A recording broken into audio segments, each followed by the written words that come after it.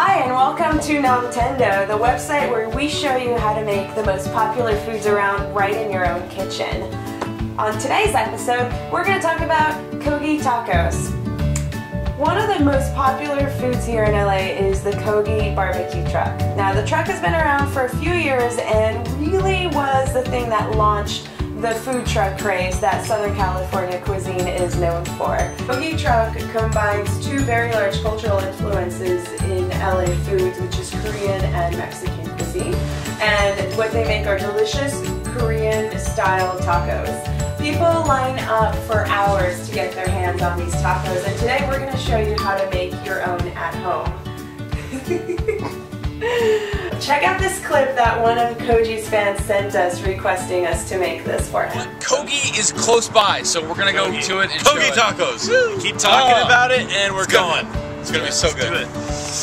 We're on our way to Kogi. I'd like the 3 taco, 1 drink deal, and I'd like a short rib, spicy pork, and chicken. What do you got there?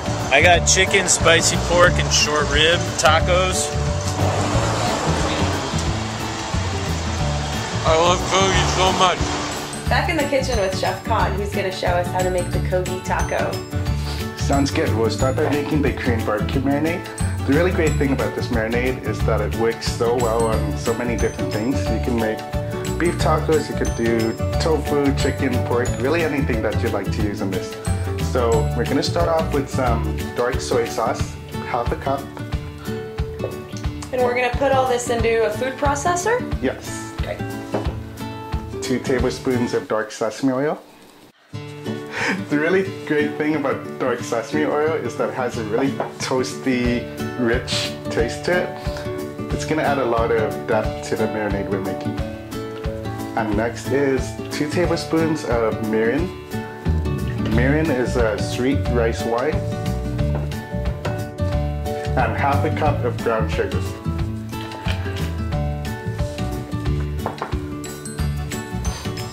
Next is 1 tablespoon of black sesame seeds, 2 teaspoons of black pepper, about an inch knob of fresh ginger, 5 cloves of fresh garlic, 1 whole Asian pear.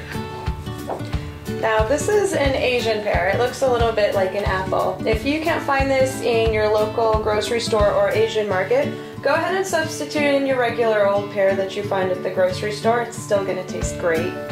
Yes. As well as half a large onion. So just going to place this on.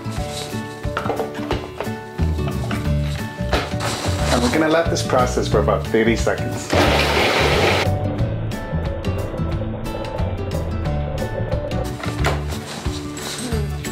Let's take a look at this. So that actually looks a little thick. What do we want to do in that case? It does look a little thick. In this case, we can add just a little bit of water, up to about half a cup, should be plenty. And that should help us get the consistency we're looking for.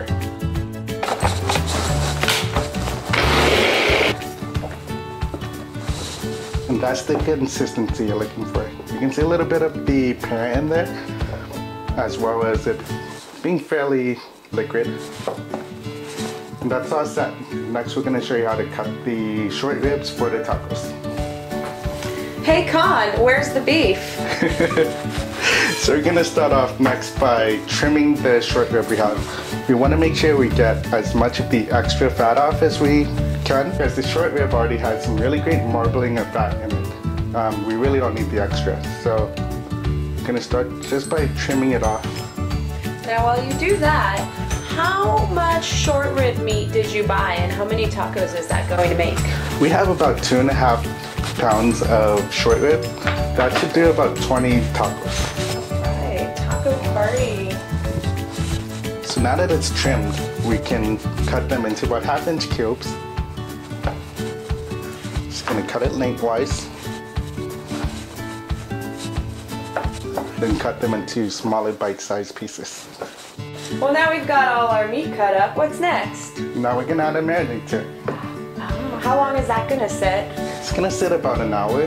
In the fridge. In the fridge, yeah. Now that we've got the beef marinating, we're gonna make the spicy slaw that's gonna sit on top of the beef inside the tacos. Start off by coring the cabbage, getting rid of the thick center that isn't really edible. Gonna slice it into thin strips, just as thin as you can get. So in this case, we're using romaine lettuce and red cabbage. Really, any greens that you'd like in this would work. I've seen it with arugula, red leaf lettuce, iceberg, napa cabbage. Yeah, I mean, you could really go crazy and even use Brussels sprouts. That's actually a cabbage. So fancy. That would work great as well. It's interesting. I might try that next time. And if you're lazy like me, you can even shred your cabbage in the food processor if you have the grating attachment. Absolutely. It seems pretty easy to just bunch up all the leaves together and cut them all at once. Makes it go a lot faster. So now that we have a lettuce and cabbage sliced, we're gonna start making the spicy vinaigrette. Now, Chef Khan, I don't actually see any vinegar here in our ingredients. How are we making a vinaigrette without vinegar? We're actually gonna use some fresh limes. That will give it the acidity that it needs. Ah. So we're gonna start off with about a quarter bunch of cilantro. And I see that you're chopping its stems and all. Yes. That's easy. It smells great. And next it's gonna be about half a bunch of green onions. We've cut the ends off these already. So all we're gonna do now is just slice them. There we go, we're gonna add it to the cilantro. As well as 2 tablespoons of sesame oil, dark sesame oil. Just like we used in the marinade. Yes. 2 tablespoons of dark soy sauce. As well as about 3 tablespoons of sriracha. And finally, the juice of 2 limes. We're gonna give it a good mix. And there you go. So now that we have our vinaigrette prepared, as well as the vegetables sliced, we're just gonna marry them together. Would you like to do the honors? I'd love to, thank you. So I'm just gonna spoon some of the vinaigrette that we made just into this and actually all over inside. I'm gonna take my freshly washed hands. It's really the best way to get the marinade to completely cover all of the vegetables. Absolutely. Don't be afraid to get messy, but don't forget to wash your hands. And it's funny, in the bowl it doesn't look like a lot of marinade compared to the amount of vegetables that we have, but it really is coating everything, and the lime juice will break down the vegetables so that they're a little bit softer when you're biting into that taco. It's going to work out really well. Yeah, and it's kind of fun to get messy here and there. If you're wearing any rings before you do this, make sure you're still wearing them afterwards.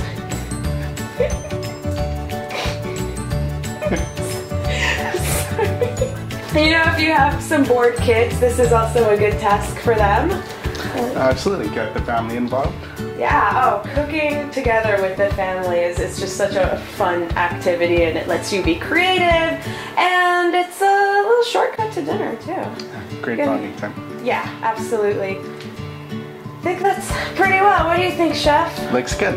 Alright, so as you can see, everything inside is pretty evenly coated, and as well as my hands. So we're gonna let the flavors marry a little bit. Next thing we're gonna do is grill up the short rib. So we've had our meat marinating in the fridge for about an hour now, and we have a cast iron skillet here on the range that's been heated up over medium-high heat for a few minutes. And Chef Khan, take us through what we're gonna do next. Sounds good. We're gonna cook the meat in batches, probably about half a pound at a time, enough for about 3 tacos. That way we can make sure that the meat gets the proper caramelization that it needs on the pan.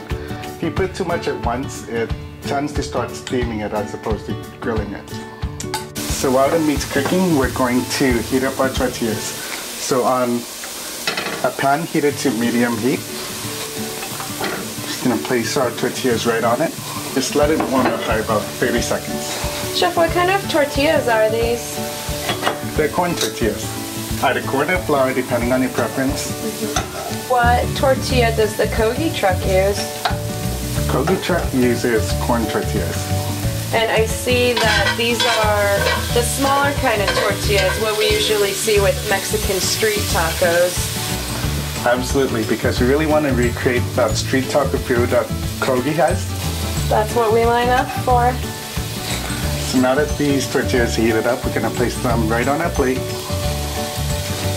Stacks of 2, I see. We're going to place the Korean barbecue right on top of it. And place just about 2 ounces of short rib onto each taco. And there you go.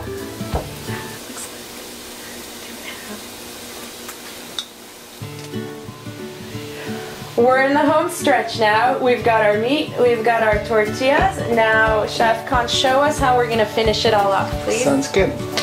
Add some of the spicy slaw. As much as you'd like. I tend to put about 2 tablespoons or so. Right, you still want to be able to pick up the taco. Absolutely. There you go.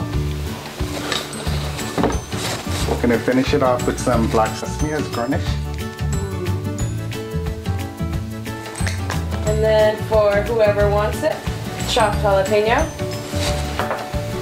And there you have it. Korean barbecue tacos.